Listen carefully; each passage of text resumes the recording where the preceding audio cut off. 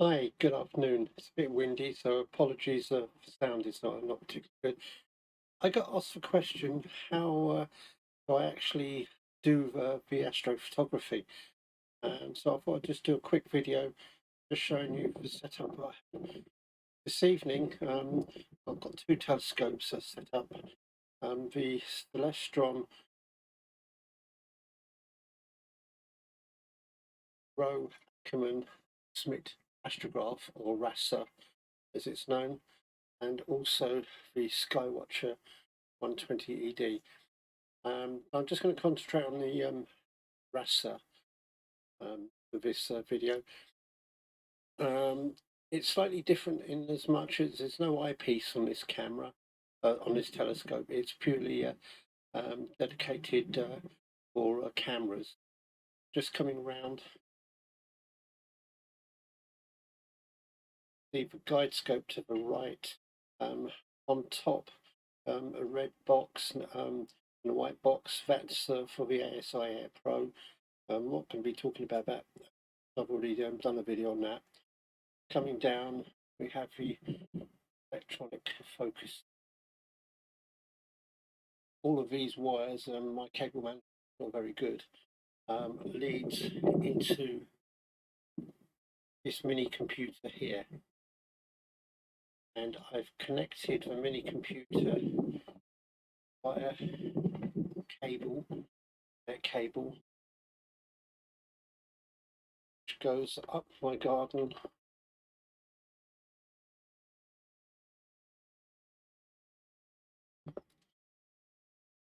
goes into socket in shed. Before it does that, it goes into a network box, so I can have more than one Ethernet cable running at the same time. It just basically just there, and on the other side of that is where plugs into my computer.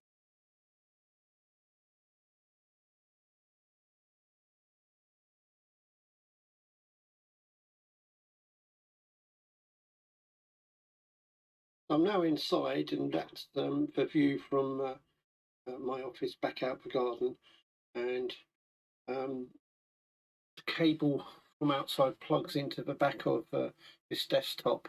I have two screens running.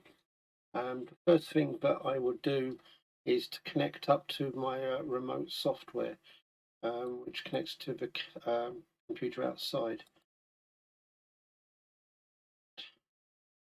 That's it there. So that's now, I'm now linked completely up to the computer outside.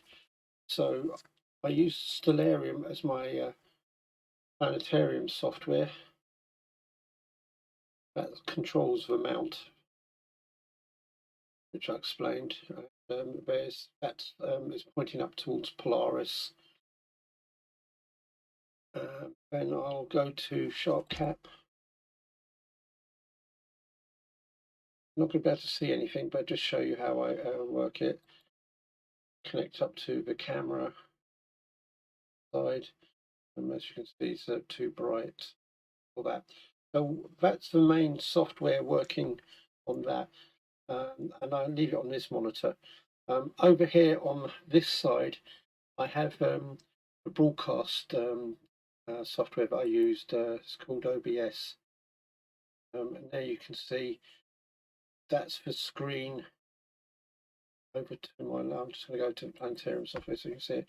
So that's the screen mirrored onto the left monitor, and there's a webcam which you can see just up here, which is taking this image of me recording, and that's how I control it. I have a microphone just here, and we're pretty much all set to go.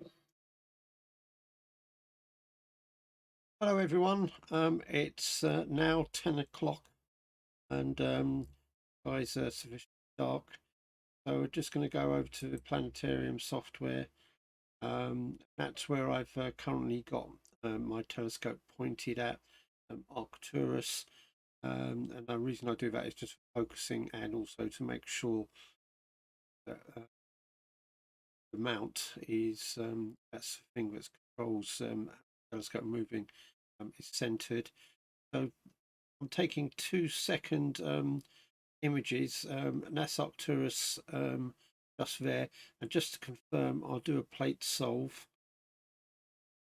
And what a plate solve is, it will take an image, and then it will compare the star pattern that it can see. There's not many stars you can see in this image at the moment. I'm just going to bump up gain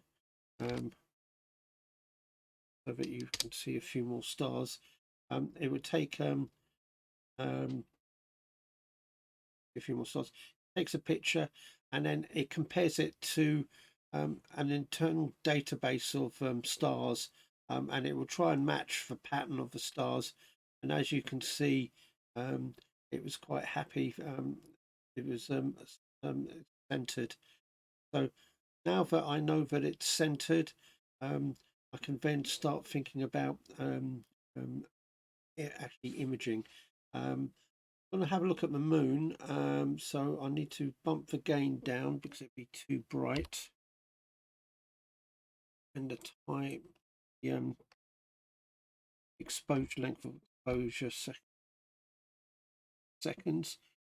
So I go over to my planetarium software, I click on the moon, as that's the next target I want to see that that's the representation of my telescope where it's pointing at the moment. There, it's found the moon. So if I go over to, there it is. It's a little bit too bright still, so I'm just going to turn down exposure, it down a bit, so you can actually start seeing details. There you go. I'm going to turn the tracking from Sadril, which is star, to lunar, and that's almost a full moon. It's a pink moon. It's a super moon as well, which is 7.5% bigger than you'd normally see. Now, the moon doesn't get bigger or smaller, it's just the fact that it's closer to the Earth at the moment. And if I zoom in a little bit more to get some more detail, that's the moon on my back garden. For your information. I'm going to have a look at one other deep sky object this evening, which is 13, the Great Star Cluster in Hercules. That's where it's located in the sky at the moment, and north east, I think that's how you would describe this sort of area. That's where my telescope is centered at the moment. So I'm just going to give instructions for the telescope to move. It's now moving across sky to point to 13.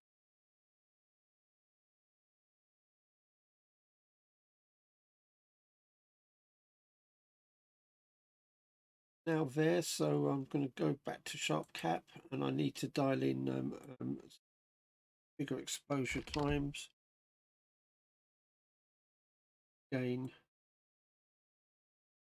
so what it's going to do now is it's going to take 10-second images, and you can see the progress of exposure just down here, and you can see the stars starting to.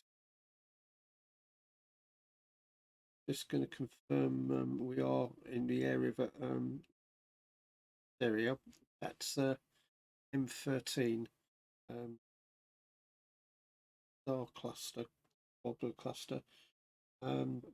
Just going to confirm down.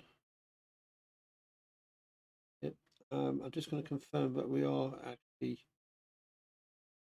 But I'm just going to confirm it by plate solving.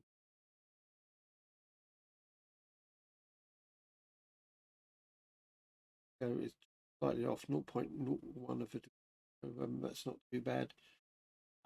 Next stage is to name it up here. So when I save later on photographs, captures, build a composite, send out to you, hopefully.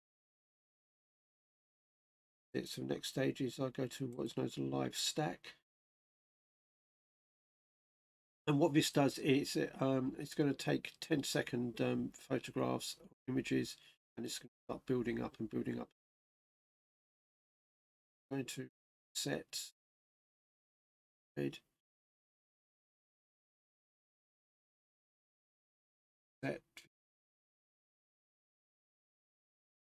color there, and what I can do is I can play about different levels.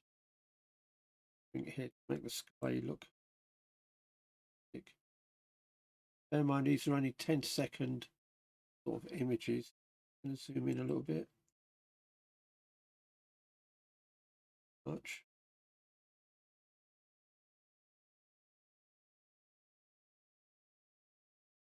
And it's very pixelated at the moment because of the noise.